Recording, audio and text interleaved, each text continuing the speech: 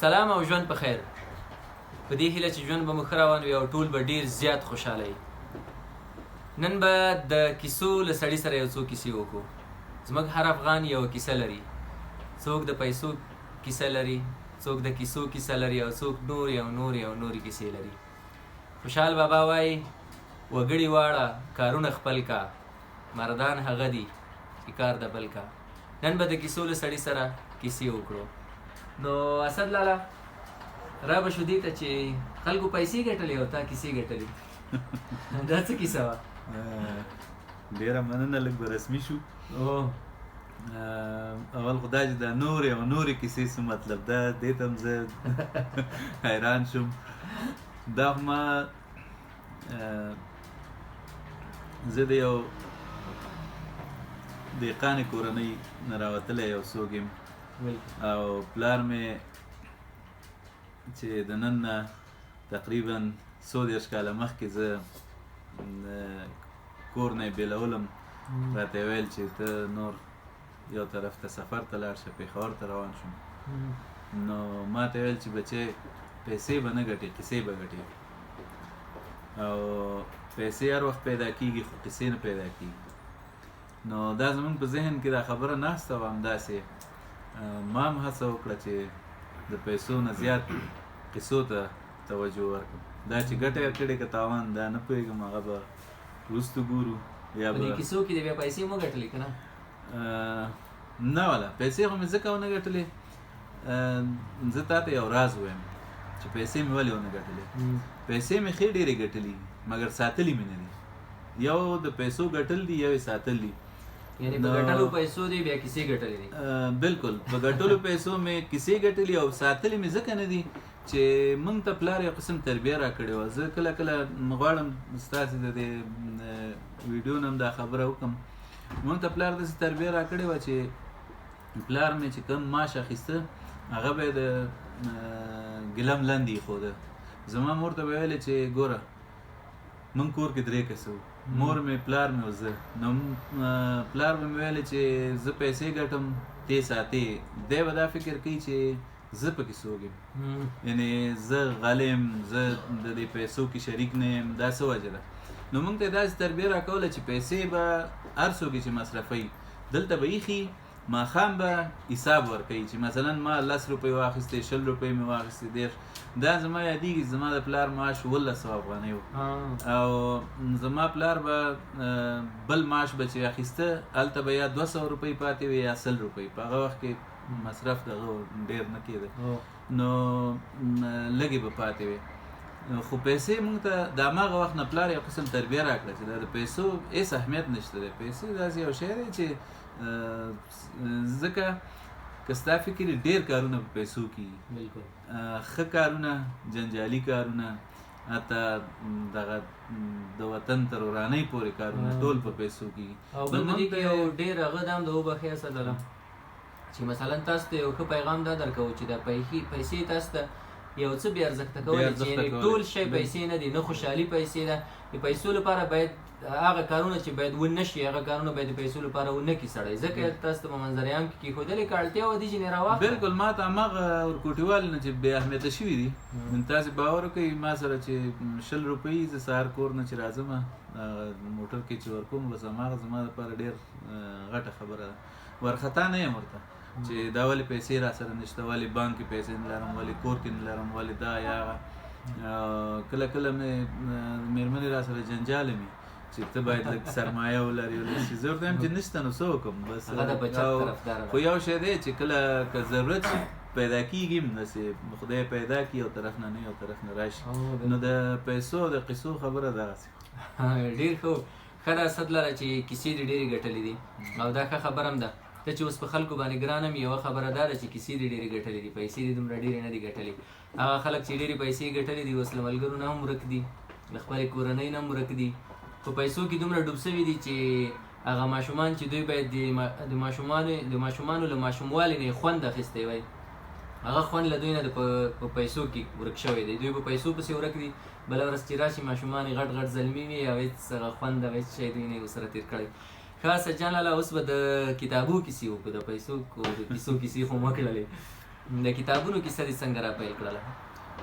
یو خو هغه ستا اوږده ضرب زباني د هغه نه په لنډو ته هم لکه چې زه ښه نقد ګیر کړم چې راځه دا خپل پروګرام د ما نه شروع کړې. نو ما خو هم دا لړۍ پیل کړې ده اسد لاله چې د هر افغان یوه کیسه لري، نو تر ټولو نږدې افغان راته ته وې او ښې کیسې هم لرې نو ځکه مې پیل له تا نه وکړو. کتاب خو نو که لنډو کې ووایم بیا ما خبره ځي چې زه فکر کوم دا به یو بې ځایه خبره نه وي چې انسان ټوله قصه له خپلې کورنۍ نه شروع کوي.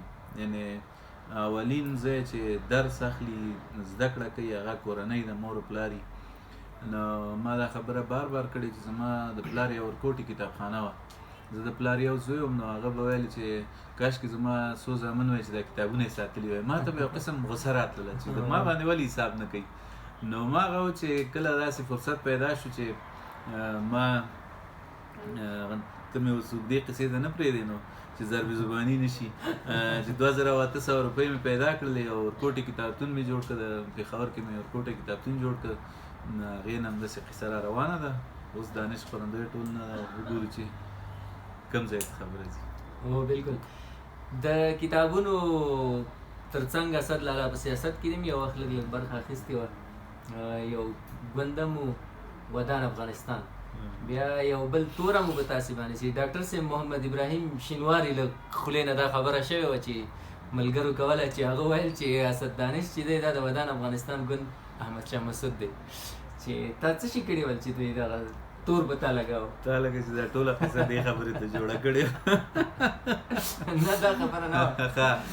دا خو کیسې به کوو نو دا هم پکې راځي. دا داسې و چې موږ سره چې موږ کتاب سره نږدې پاتې شولو داسې خلکو سره. پېښور کې پېښور داسې یو ځای او ستا خو به یادېږي، ستا خو ډېر ښه وخت تېر شوی دی خدای فضل دی. پېښور د ټولو خبرو سره سره چې ښه و ډېر خطرناک هم و. یعنې د تربیې د خرابېدو لپاره ډېر چانسونه هم پکې وو، په دې کې شک نشته.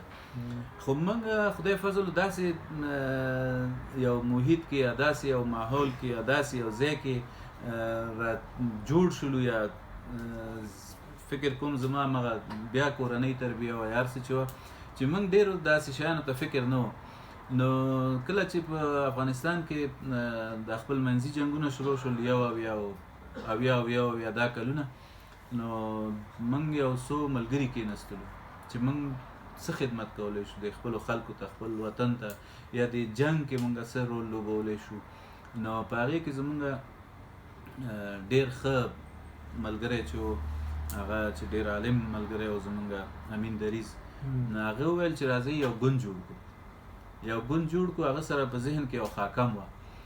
نو په دې ګوند کې به موږ داسې وکړو چې په آینده کې به افغانستان ته موږ یو خدمت وکړو، کار به وکړو دا او دا. نو بیا موږ څو ملګري به ډېر کېناستلو یو ځای. حتی هغه به دومره نزاکت هم مراعات کوه چې یو بل سره به یې ځینې خبرې نه شریکولې. هغه ډېر سیاسي سړی و، یا دې په خیر اوس په خارج کې دی، اتریش کې دی. موږ زه قاضي سباون په نوم یو څوک دی، داود وفا حاکم زموږ یو ملګری دی، سفیر یو ملګری و زموږ. نو داسې یو مشواڼی صاحب، داسې څو ملګري وو موږ چې دا به موږ کېناستلو ډېر. لیوال صاحب زموږ دویم عالم ملګری چې و هغه لیوال صاحب غفور لیوال. نو موږ به کېناستلو خپلو کې خبرې به هم کولې. بیا موږ داسې وخت په وخت یو تګلاره هم جوړه کړله.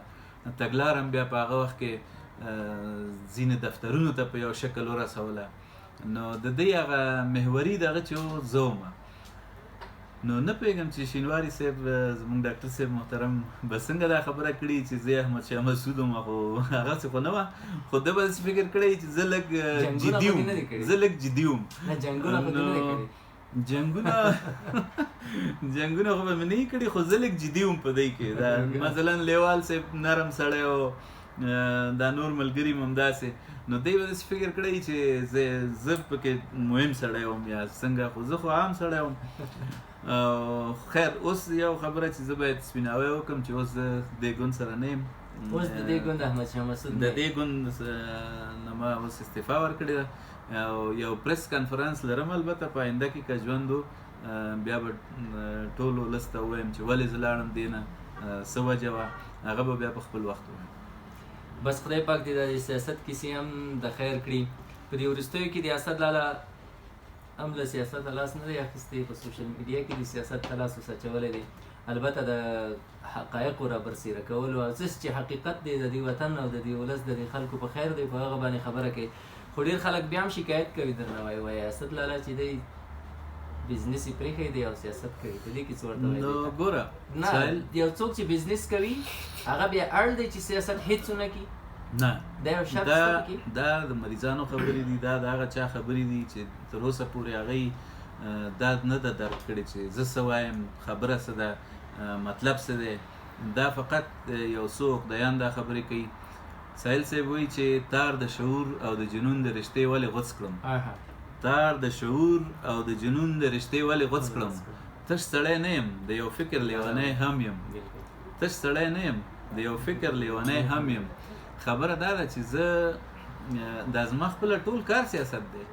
ما که دی وایي چې د اوس سیاست پیل کړی دی، ما د شپږ شپېتم کال نه سیاست پیل کړی دی. هغې نه مخکې سیاست به نه یادوم، خو د شپږ شپېتم کال نه چې ما کوم سیاست پیل کړی دی، ما په هغه وخت کې پښتو کتاب چاپو چې هغه وخت پښتو کتاب کفر و، هغه وخت پښتو کتاب چا نه شو چاپولی. هغه وخت یوازینی سړی زه ومه چې زما 2-3 ځلې زه داسې تهدید شوی یم چې ما نور هېڅ د ژوند توقع نه ده کړې. اوس خو ډېره قصه اسانه ده، یو لوحه ولیکه خپرندویه ټولنه او دا وغه. نو ما د هغه وخت نه سیاست کړی دی. هغه وخت چې دغه خلک چې دا خبرې کوي هغوی د هماغه چا نه چې زه تهدیدېدلم د هغې نه یې فنډونه اخیستل. نن ما ته دا نصیحت کوي چې دی سیاست کوي. ډېره جالبه ده. خو دا که کاش داسې یو وخت چې په یو ټلویزیون کې یا په یو ځای کې کینو او زه د ولس ته ووایم چې زه څوک یم او دا ښاغلی څوک دی، زه به بیا دوی ته د خپل آینه ښکاره کړم چې دوی څوک دي. دوی چې دا خبره کوي دا هغه ناروغان دي چې دوی هماغه وخت کې د هغه خلکو نه فنډ اخیسته او ما سیاست کوو، ما پښتو ته کار کوو، ما خپل وطن ته کار کوو، خپلو خلکو ته مې کار کوو. دا هر څه ستاسې په مخ کې دي. دا او بله خبره دا هم واسط لره چې په هغه وخت کې تاسې کوم کتابونه خپاره کړي دي هېڅ چا هم زور نه لره چې هغه خپاره کړي. مثلا د رنګیال صاحب سفرنامه وه د دوزخونو په لمبو کې سوځېدلی جنت، چا یې جرت نه سوی کولی چې هغه یا چاپ کې حتی په ښکاره یې وګرځوي چېرته. تاسو همغه وخت کې چاپ کړې ده. زه یوه خبره تاسو ته ما بار کړې ده، بیا به یې وکړم ستا دپاره حسن تکرار. ځینې شیان داسې دي چې زمان او مکان، هره خبره چې یو څوک کوي یا هر کار چې زمان او مکان پکې ډېر مهم دی. زمان او مکان کې دا راځي چې کوم وخت کې ننګیال دا سفرنامه لیکله، په هغې وخت کې چا دا جرات نشو کولی چې داسې سفرنامه یې لیکلې وی او داسې مور زوی هم نه و راوړی چې چاپ کړې وی. ما چاپ کړله او هغه لیکلې وه او هغه چې لیکله ما ته ویل چې څه داسې یو قصه مې روانه کړې. ما ویل ته یې زغم مه کوه، ته ولیکه زه یې چاپومه. او ما هغسې شوه چې چاپ شوله.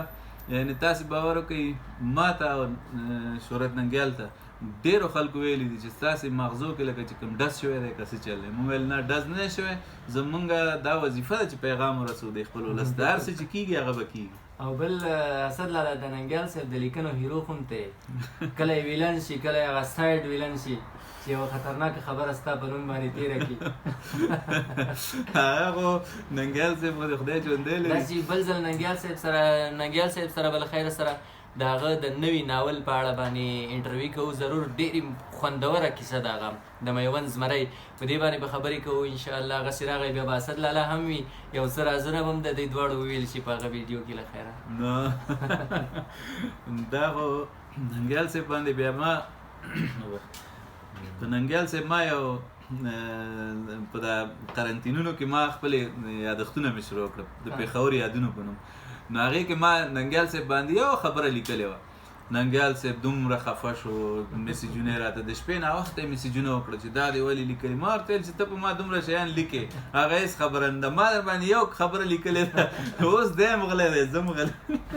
خو خو د هغه له تا سره مینه هم د اسدلاله په عین حال کې نه ننګیال صاحب خو زموږ مشر هغه وایي چې بې له ده نه زما رغېدل نشته او په منځ منځ کې خو قانع صاحب به هم را یاد کړو قانع صاحب سره خو هم ستا ډېره انډیوالي وه په پېښور کې چې زه هم هغه وخت کې به هم قانع صاحب کله کله راته ګپې شپې به مو سره لګولې قانع خو زمونږ ډېر پخوانی ملګری و قانع زه ننګیال موږ داسې ملګري وو چې ډېر ازادي مو ډېرې قصې اوس هم تصادفا یو ساعت مخکې ټلیفون کړی او څوک ناروغان دي روان دی خارج ته قانع صاحب سره چې یو مشکل موږ درلوده هغه دا چې د هېڅ چا خبره نه مني صرف خپله خبره مني او قانع نه به موږ به داسې وو له قانع نه چې قانع نه به یو طرف ته هم ګرځېدلو او ملګرتیا به هم ورسره وه یعنی هم ملګرتیا هم مو نه ترې رغېدله او هم نه ترې جلا کېدله بلکل خدای دې لري قانع صاحب هم یو یار سړی دی بلکل نو بله ورځ بله خیره سره له ننګیال صاحب سره هم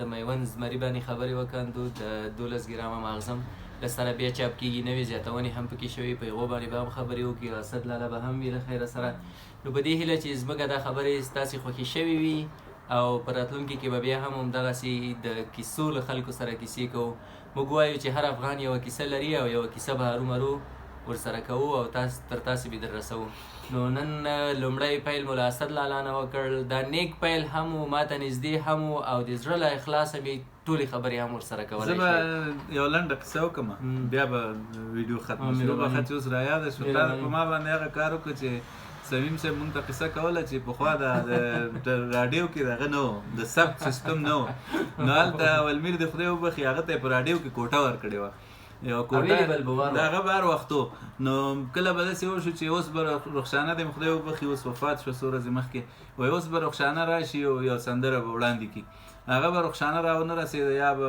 میکاپ کې مصروفه وه یا به څه خبره وه یا به چلو یا به موټر نه اوسه نو اولمیر ته به اشاره وکړه چې راځه نو اولمیر به راغی استاد به راغی وبدرېده مایک ته غزله به وویل نو انانس چې چا ورکړی و هغه به وویل چې بخښنه غواړو رخشانه راونه رسېده اولمیر تیار و دا په ما هماغه کار او بلکل نو ډېره زیاته مننه چای دې م سوړ سو په دې عین حال کې تاسې نه مننه چای نه مې وایستلې ستاسې ټولو ډېره زیاته مننه په دې هیله چې له موږ سره همدغسې کیسې تل واورئ ملګرو سره یې شریکې کړئ نور هم ورته راوبولئ او که خوښه مو شوله دا چینل هم در سره سبسکرایب کړئ ویډیو لایک کړئ کمنټ وکړئ او خپل نظر هرومرو موږ ته راولیکئ ژوند